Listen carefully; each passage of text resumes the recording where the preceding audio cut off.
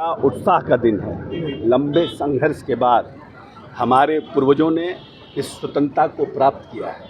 शायद नई पीढ़ी को ये बात का पता नहीं है कि कितना संघर्ष के बाद ये स्वतंत्रता प्राप्त हुआ है। इसीलिए लोकतंत्र की व्यवस्था को कायम रखना, अपने जो लोकतांत्रिक मूल्यों हैं उसको और उसकी जड़ों को मजबूत करना और साथ साथ देश को वापस उस पटल पर ले जाना जहाँ पर कि इस देश को सोने की चिड़िया कहा जाता है। ये हम सब जो नई पीढ़ी के नौजवान हैं उनको देश के प्रति संकल्पित होना पड़ेगा। स्वतंत्रता दिवस पर तभी ये देश और हमारा प्रदेश आगे बढ़ेगा। हम सब सौभाग्यशाली हैं कि 15-18 वर्षों के कार्यकाल में माननीय नेता नीतीश कुमार के नेतृत्व में बिहार बहुत आगे बढ़ा है और बहुत तेज़ी से आगे बढ़ा है। अगर आप विकास दर में देखिएगा तो हम देश के विकास दर से भी आगे हैं, लेकिन कुछ जगहों पर हमें और काम करने की आवश्यकता है। हमारा पर कैपिटा इनकम जो प्रति व्यक्ति आय है वो भी बढ़ा है।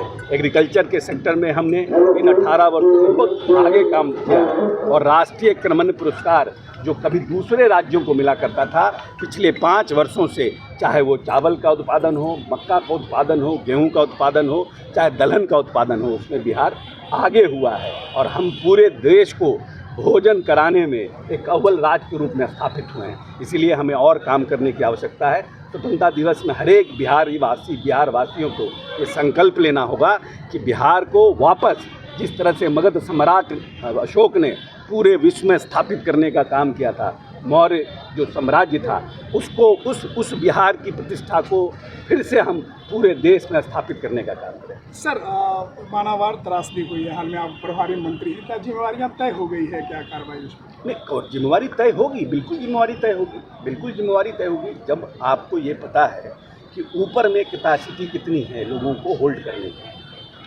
ये तो ऊपर है, पहाड़ पर है, आपको ये पता है कि हम ऊपर में कितनी कैपेसिटी होल्ड कर सकते हैं। हम 5000 कर सकते हैं, हम 4000 कर सकते हैं, हम 3000 कर सकते हैं। हम नीचे से उतने आदमी भेजेंगे, नीचे से उतने आदमी वापस आएंगे, फिर हम उतने आदमी भेजेंगे। हम ऐसा कोई क्यों करेंगे कि इतनी बड़ी घटना हो गई। इसलिए जो लोग भी वहाँ पर मजिस्ट्रेट थे, जो लोग भी वहाँ पर पुलिस के पदाधिकारी थे, उन्होंने जीवानी के निर्वहन करने में अपनी जो भूमिका उसका निर्वहन नहीं किया है। सर, एक और क्वेश्चन है, वानावार के विकास को लेकर के नहीं, वानावार के विकास के लिए हम लोग ने व्यक्तिगत तौर पर हमने टूरिज़्म जो हमारे मिनिस्टर हैं उनसे भी बात किया है और वहाँ पर और कैसे हम अच्छा इंफ्रास्ट्रक्चर क्रिएट करें, क्योंकि हमारे यहाँ हमने कहा अपने भाषण में कि 5 से 7 गुना वानावार में जो फ्लो है, फुटफॉल है, हर सावन में बढ़ रहा है। तो आने वाले 10 वर्ष के बाद तो उस पर और फुटफॉल बढ़ेगा।